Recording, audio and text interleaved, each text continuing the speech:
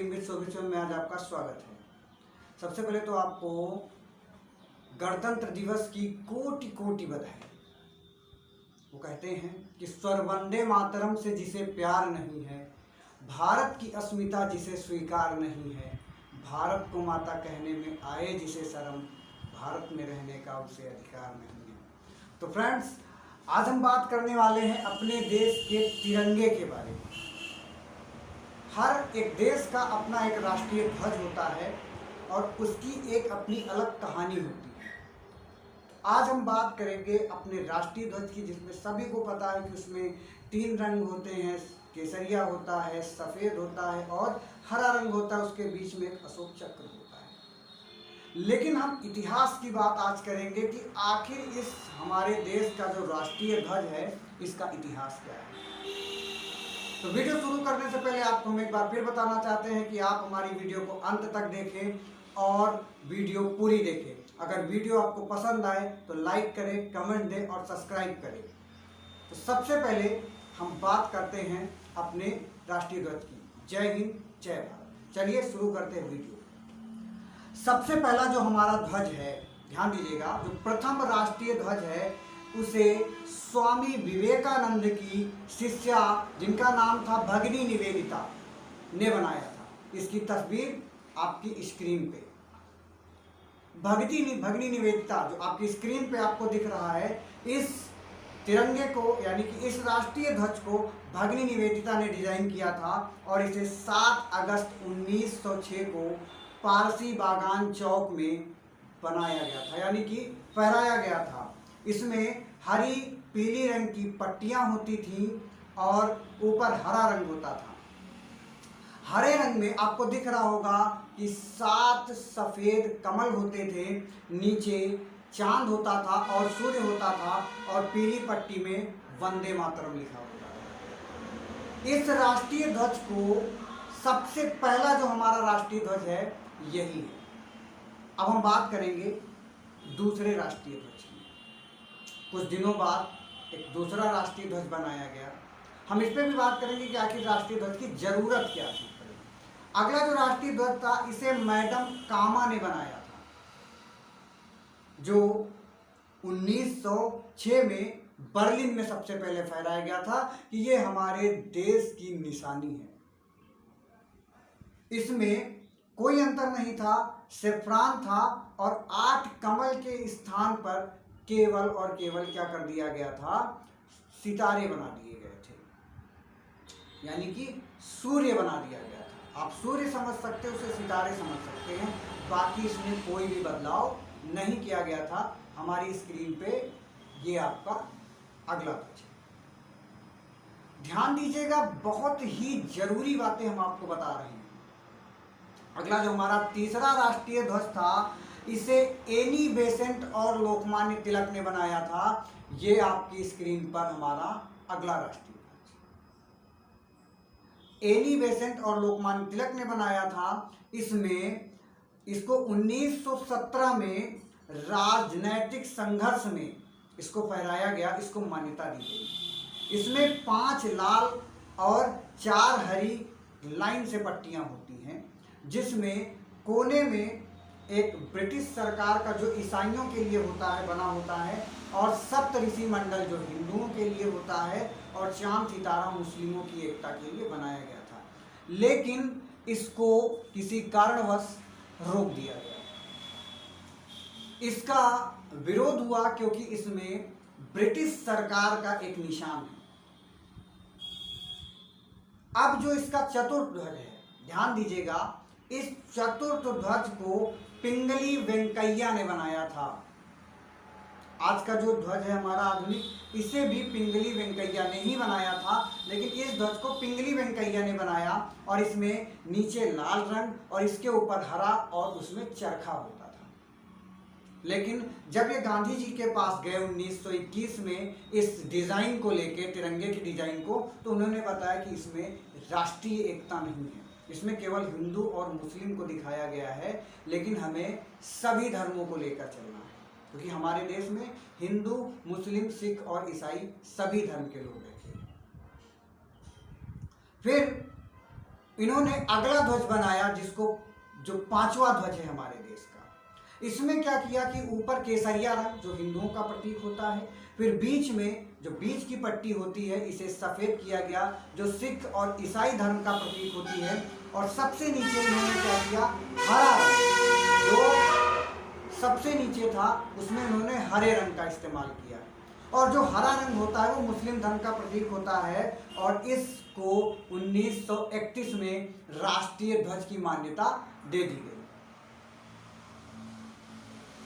चरखे जो हमारा अशोक स्तंभ से लिया गया अशोक चक्र था, केवल उसकी जगह पे इसमें क्या था, चरखा था। आप स्क्रीन पे देख पा रहे होंगे कि हमारा राष्ट्रीय ध्वज जो मेरा है 1931 में। फिर अंत में हमें जरूरत पड़ी एक ऐसे ध्वज की जो सभी की नज़र में सम्मान हो उसका, सभी सैल्यूट करे उसको। तो पिंगली वेंकैया ने ही फिर से एक ध्वज का डिज़ाइन किया, और वो 22 जुलाई 1997 22 जुलाई 1947 को 22 जुलाई 1947 को और 15 अगस्त 1947 को हमारा देश आज़ाद हुआ।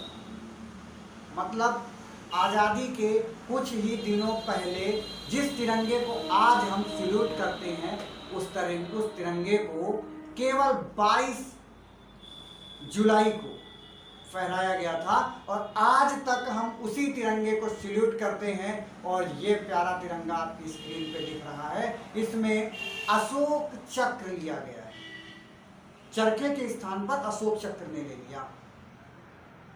तो ये थी हमारे तिरंगे की कहानी। अब हम बात करेंगे अपने तिरंगे पे कि इसकी विशेषता क्या है। आप मार्केट में जाते हैं, खरीदते हैं, लेकिन ये गलत है। सबसे पहला राष्ट्रीय ध्वज 1921 में चरखे वाला हुआ था, फिर 1947 में 22 जुलाई को पहला ध्वज फहराया गया था, जो इस वक्त हम कर रहे हैं। बाकी मैंने इतिहास आपको बताया। सबसे पहली चीज कि हमारा, अब हम विशेषता बताते हैं कि आखिर हमें किस राष्ट्रीय ध्वज को फहराना चाहिए। हम देखते हैं छोटे छोटे बच्चों को हम खरीद के दे देते हैं, और उसमें होता क्या है कि समोसा खरीदा जाता है, कोई चीज़ खरीदी जाती है और फिर हमें रोड पे पड़ा मिलता है। सबसे पहली चीज़ ये खादी का बना होना चाहिए और हाथ का बना होना चाहिए, और इसमें किसी भी प्रकार की कोई पट्टी सिली नहीं होनी चाहिए। ध्यान दीजिएगा, ये एक ही कपड़े का बना होता है, और इसका जो ग्रामोद्योग है, इसका जो एक हिसाब से आप कह सकते हैं कि इसका जो कॉन्ट्रैक्ट है वो हुबली को मिला हुआ है। और हम सैल्यूट करते हैं हमारे जो एक साधारण इंसान था नवीन जिंदल। मैं सैल्यूट करता हूं नवीन जिंदल को कि आप पहले अपने घर पे राष्ट्रीय ध्वज नहीं फहरा सकते थे, उसका अपमान माना जाता था। क्यों? क्योंकि आप तिरंगे का सम्मान नहीं कर सकते थे, ये माना जाता था, कोर्ट का माना जाता था। लेकिन नवीन जिंदल ने क्या किया कि अपनी फैक्ट्री के ऊपर 15 अगस्त को भारतीय ध्वज यानी कि तिरंगे को फहराया, और उनको सजा हुई, और इन्होंने फिर इस बात को कोर्ट में ले गए और ये बोला कि हम भारत के नागरिक हैं, तो हमें भी इस तिरंगे को फहराना चाहिए। उस दिन से आज तक कोई भी भारतीय नागरिक लेकिन किस दिन फहरा सकता है, ये भी ध्यान दीजिएगा, केवल और केवल राष्ट्रीय पर्वों पर, 15 अगस्त को, 26 जनवरी को, या और भी हमारे जो राष्ट्रीय पर्व हैं इन पर फहरा सकता है। आज आपसे एक रिक्वेस्ट करता हूँ, अगर वीडियो पसंद आई होगी मेरी तो लाइक कीजिएगा, शेयर करें और कमेंट दें। और एक चीज़ और आपको बताना चाहते हैं कि तिरंगे का सम्मान कीजिए। हम अक्सर देखते हैं कि 15 अगस्त के बाद मार्केटों में पैसे कमाने के लिए, रुपए कमाने के लिए लोग क्या करते हैं कि तिरंगे के छोटे छोटे कागज के टुकड़े बेचते हैं। स्कूलों में कहा जाता है रिबन बांधिए बालों में, तिरंगे का आप रिबन बांधेंगे रैली निकालेंगे, छोटे छोटे बच्चों को छोटे छोटे तिरंगे दे दिए जाएंगे, फिर वही तिरंगे नाले में जाएंगे। दुख होता है। तो फ्रेंड्स, आज कसम खाइए कि हम तिरंगे का सम्मान करेंगे। जहाँ भी हमें तिरंगा गिरा दिखाई पड़ेगा उसे हम उठाएंगे और ससम्मान उसको किसी नहर में, या आप जिस तरीके से उसको, आप मुस्लिम हैं तो दफना दीजिए, लेकिन तिरंगे का कभी अपमान नहीं करेंगे। अगर आपको मेरी बातें बुरी लगी हो तो माफ़ी चाहते हैं। वीडियो ज़्यादा लंबी नहीं करना चाहता हूँ, लेकिन पूरी वीडियो आपके लिए बहुत ही अच्छी होगी। और जिस भाई को भी ये सारी इतिहास चाहिए वो मुझे बताएगा, वो मेरे पे कमेंट पे अपना नंबर देगा, मैं उसके पे सारी की सारी फ़ोटो शेयर कर दूंगा जो इसका पूरा का पूरा इतिहास है। तो आज के लिए बस इतना ही। आप अच्छे से स्वतंत्रता दिवस मनाइए, कोविड-19 को ध्यान में रखते हुए। जय हिंद, जय भारत। और आपसे विनम्र निवेदन है कि तिरंगे का सम्मान कीजिए और वीडियो लाइक, अगर वीडियो पसंद आई हो तो एक लाइक जरूर दीजिएगा, ज़्यादा से ज़्यादा शेयर करें ताकि ये आपका शोबित आप तक ऐसी रोज़ नई रोचक वीडियो को पहुंचाता रहे। जय हिंद, जय भारत।